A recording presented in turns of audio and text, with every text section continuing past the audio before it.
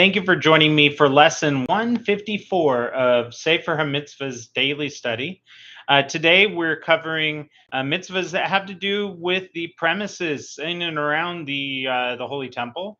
We're working with 4 negative mitzvahs and 1 positive mitzvah today. So it's negative mitzvah 68, negative mitzvah 165, positive mitzvah 31, negative mitzvah 77, and negative mitzvah 78.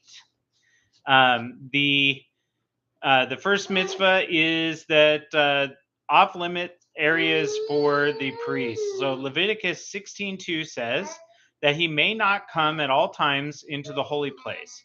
So the high priest, while he is allowed to come into the Holy of Holies on Yom Kippur, and he does so, I think, 4 times, perhaps it was 5, but he's not allowed to come into the Holy of Holies any other time other than Yom Kippur, and any other time than those specific times where he's doing services in the Holy of Holies. However, a regular priest is forbidden from entering the Holy Temple sanctuary unless he's discharging a service there, so kindling the menorah, offering incense, etc. The Holy of Holies, if the priest enters it at a time when he shouldn't, the penalty is death, by, I believe, just by the by Hashem. But if anyone else, another Cohen, enters the Holy of Holies, the penalty is actually not death. If they're doing it at a time when they're not supposed to be in there, then it would be a penalty of lashes for that action. So, for instance, why might they ever come in there? If they need to attend to any of the furniture that is in the Holy of Holies. For instance, there was a scaffold that was lowered to clean the Holy of Holies, to keep it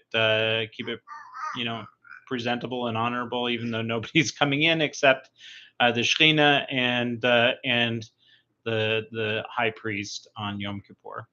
All right, next, a priest leaving the Holy Temple mid-service. So Leviticus 10:7 says, "And you shall not go out the door of the tent of meeting." And so we learn that when can they not go out the door of the tent of meeting? It's when they're in the middle of performing their duties in the temple. The high priest may not leave the temple even if he's in mourning. He's informed, like for instance, that one of his next of kin has passed away. Then he's then an onen. An onen is normally not allowed to serve in the temple if they are a priest, but the high priest is exempt from that, and he's not allowed to leave the temple even if he's an onen in the middle of his service. All right. Ejecting the ritually impure from the temple area. And so Numbers 5:2 says, "They shall send out from the camp all those afflicted with saras," which we translate often as leprosy, obviously different disease, "or with a male discharge, and all those unclean through contact with the dead." So we're commanded to expel from the temple area all those who are ritually impure.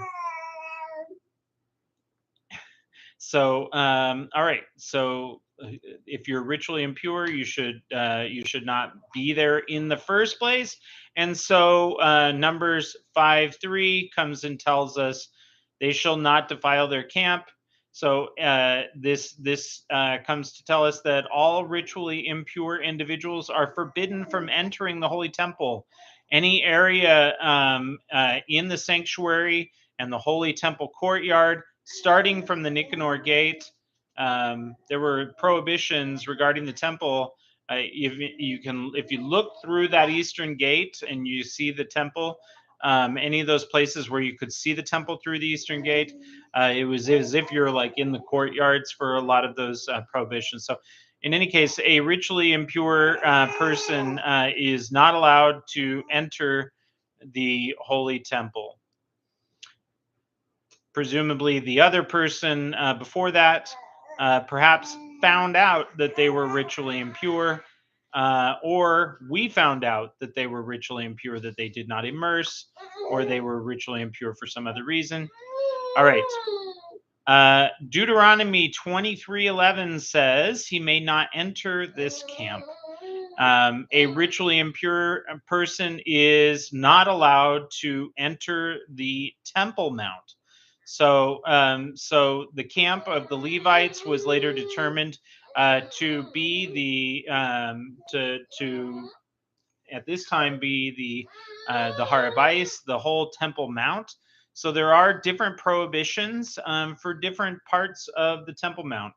But there is a negative mitzvah that you should not enter the Temple Mount or the camp of the Levites um, uh, when uh, when impure. So somebody who does enter the temple, who is the Temple Mount, who is ritually impure, and then proceeds to enter the Holy Temple while ritually impure, um, they are at that point violating at least two mitzvahs. And which case, then the other mitzvah of ejecting them would become uh, required. All right. Thank you so much for joining me today. With Hashem's help, we'll be back on Sunday. We have 6 mitzvahs to cover from Saturday and 5 mitzvahs to cover from Sunday. So we're going to have quite a few things to go over. All right. Thank you so much for joining me today. Have a great day in every way.